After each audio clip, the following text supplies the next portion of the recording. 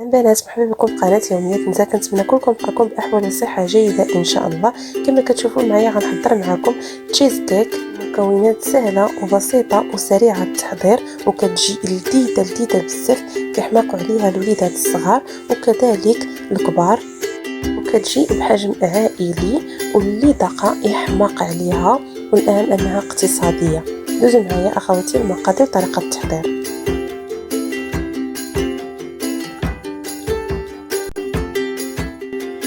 بالنسبة للمقادير أخواتي، عندنا كطبقة أولى أو كقاعدة غادي نحتاجو البسكويت الشاي. كما كتشوفوا أنا استعملت هذه النوعية هذه، يمكن لكم تستعملوا أي نوعية بغيتو.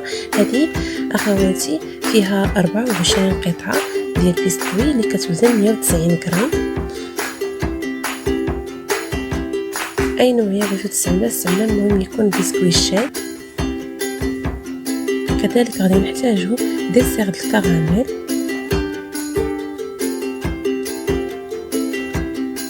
وغادي نحتاجو نصف كوب العنبة او نصف كأس العنبة ديال الزبدة المذابة.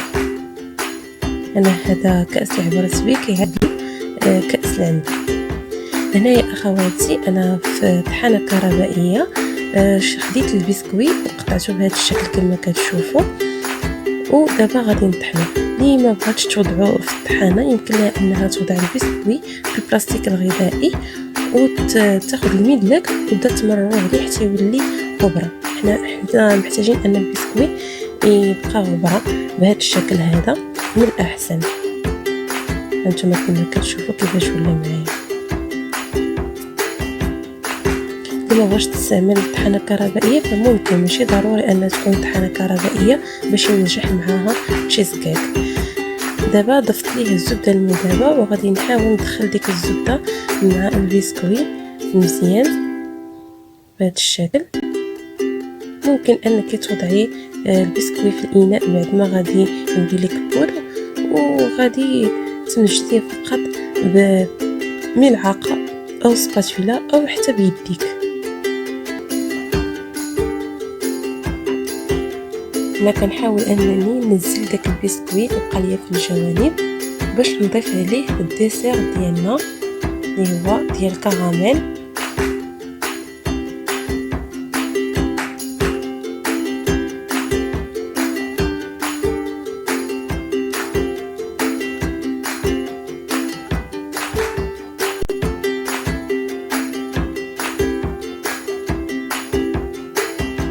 بعد ما ضفت اخواتي الديسير ديال الكراميل البسكويت ديالنا غادي نحاول انني نطحنو باش يتجمع ليا مع المكونات مزيان كما كتشوفوا معايا. بعد ما مزجتهم جيدا القوام ديالو ولا متماسك تقريبا كيبان بحال العجين بهذا الشكل. انا خديت القالب اللي بحجم متوسط باش كنوضع عليه البسكوي ديالي كما كتشوفوا.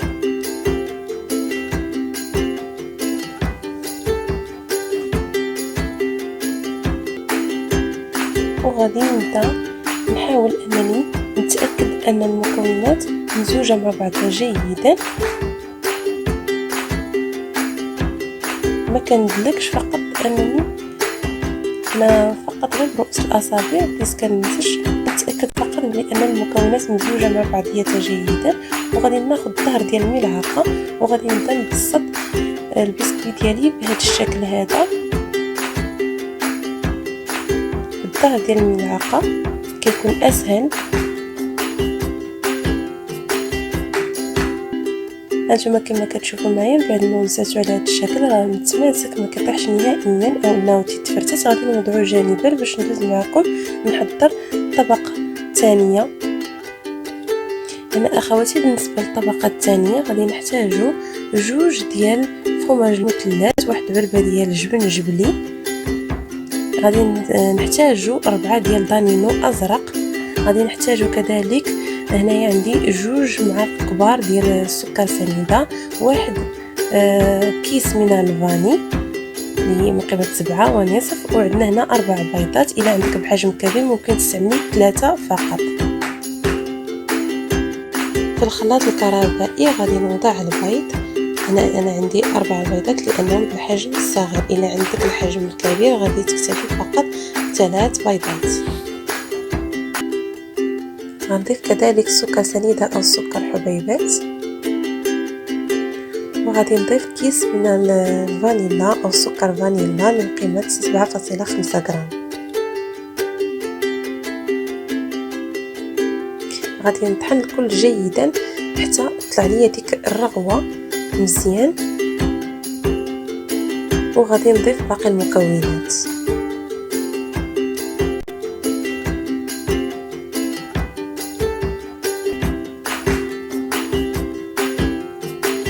كما كتشوفوا معايا بعد ما حصلت على هذا القوام، دابا غادي نضيف باقي المكونات. غادي نضيف جبن مثلث، اي نوعيه بغيتو تستعملوها استعملوها، ماشي بالضروري يكون مثلث. الا عندكم جبن مربع ديال الدهن فيمكن لكم انكم تستعملوه. انا هذا اللي متوفر عندي في البيت استعملته. 2 قطع. كذلك غادي نضيف علبه ديال الجبن جبلي. الا ما متوفرش عندكم جبن جبلي استعملوا اي جبن، المهم يكون متماسك وعقد مزيان.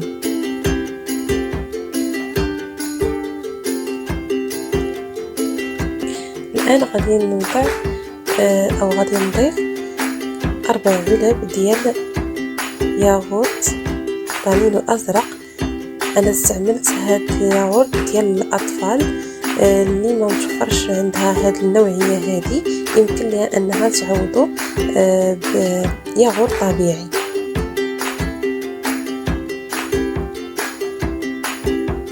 انا دائما كنخدمها بهاد الياغورت هذا لان كيجي فيه واحد اللذة وكيكون مركز جيدا. داكشي علاش. وحتى بياغورت طبيعي راه كتنجح معنا التشيز كيك اللي ما متوفرش عندها هاد النوعيه ديال الياغورت ممكن انها تستعمل ياغورت طبيعي. دابا غادي نطحن الكل جيدا حتى نحس باللي تمزجوا لي المكونات مع بعضهم، وغادي نفرغ الخليط ديالي في القالب. انتم كما كتشوفوا القوام ديالو كيفاش ولا، وراه تمزجوا لي المكونات جيدا. انا خديت القالب ديالي غادي نفرغ فيه دابا القوام اللي حصلت عليه كله. وهنا راني سخنت الفرن على درجه النار مرتفعه، ومن بعد من غادي نوضع فيها تشيز كيك ديالنا غادي نخفض النار، يعني غادي نخليها طيب على نار متوسطه، ونردو معاها البال وما نخليوهاش تحترق او تحمر لينا في الفوق، فقط يتماسك لينا داك الخليط. وغادي نخرجوها من الفرن وغادي نردو معاها جيدا البال ديالنا. بعد ما خرجت التشيز كيك ديالنا من الفرن تماسك لينا القوام ديالها مزيان وتجمع مزيان، ما خليتهاش نهائيا تحمر لينا من الفوق، كتبقى بيضاء والقوام كيتماسك. درت الكيردون فوسط من التشيز كيك ديالنا كما كتشوفوا خرجناه ما فيه حتى شي حاجه. دابا غادي نخليوها جانبا تبرد لينا، وغادي ندوزو نوجدو الطبقه الثالثه واللي هي الاخيره اللي هي الجيلي.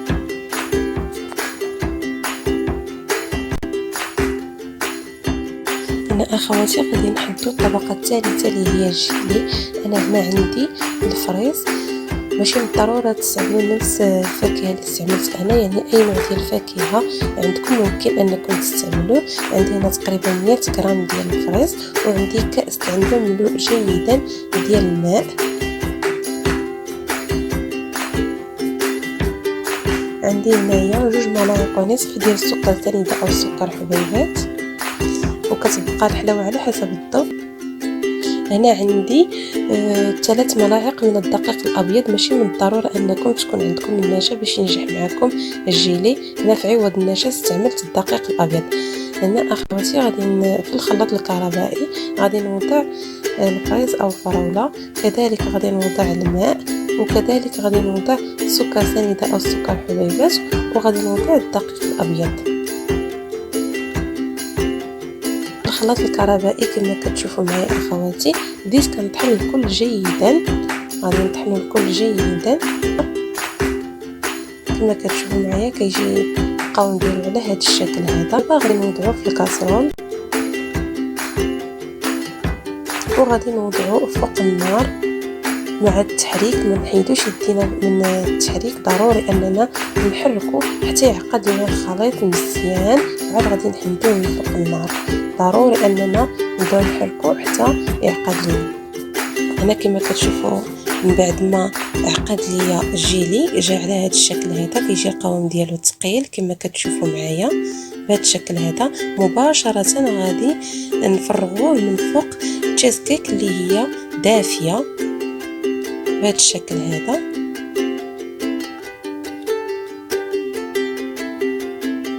نحاولوا اننا في هذه المرحله نخفوا يدينا ما نتقلوهاش، لان دغيا غادي يبرد لينا الجيلي.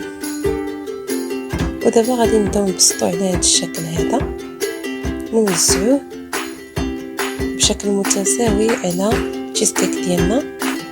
بعد ما غادي نوزعوه جيدا على التشيز كيك ديالنا غادي نوضعوه في الثلاجه حتى تبرد لينا مزيان التشيز كيك ديالنا، وعاد غادي نقدموها بطبيعه الحال. غادي نحاول انني نضرب بهذا الشكل هذا باش يولي ليا طبقه متساويه. هنا بعد ما خرجت التشيز كيك من الثلاجه خليتها لمده ساعتين، كتبقى كل واحد على حسب كيفاش كتبرد ليه الثلاجه. كاين اللي كتبرد بسرعه كاين اللي لا. المهم ان خاص يكون الجيلي بردات والتشيز كيك بردات مزيان. دابا بديت كنمرر السكين على الجوانب كما كتشوفوا، كنتاكد ان حتى حاجه ما لاصقه باش نحيدها من القالب. هانتوما كما كتشوفوا بسهوله كتحيد من القالب. هي في الجوانب كتجي محمره بالنسبه للطبقه الثانيه، ولكن ماشي محمره انها زعما صافي محمره من الداخل، يعني غير الجوانب فقط كما كتشوفوا معايا.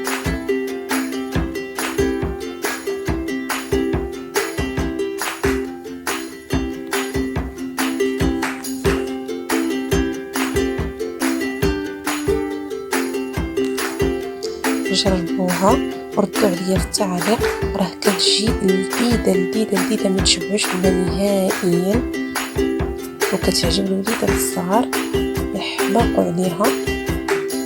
كما كتشوفوا غاديش تمحنكم نهائيا بسهوله كتهز من القالب.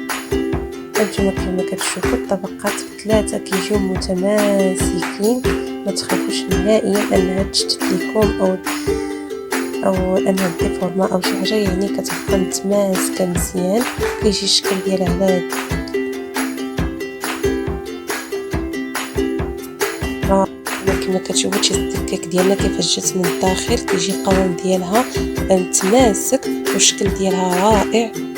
نتمنى هذا الفيديو ينال اعجابكم، كنتمنى انكم تشاركوه وتردوا عليا في التعليق وتشتركوا في القناه وتفعلوا الجرس باش يوصلكم اي جديد. والسلام عليكم ورحمه الله تعالى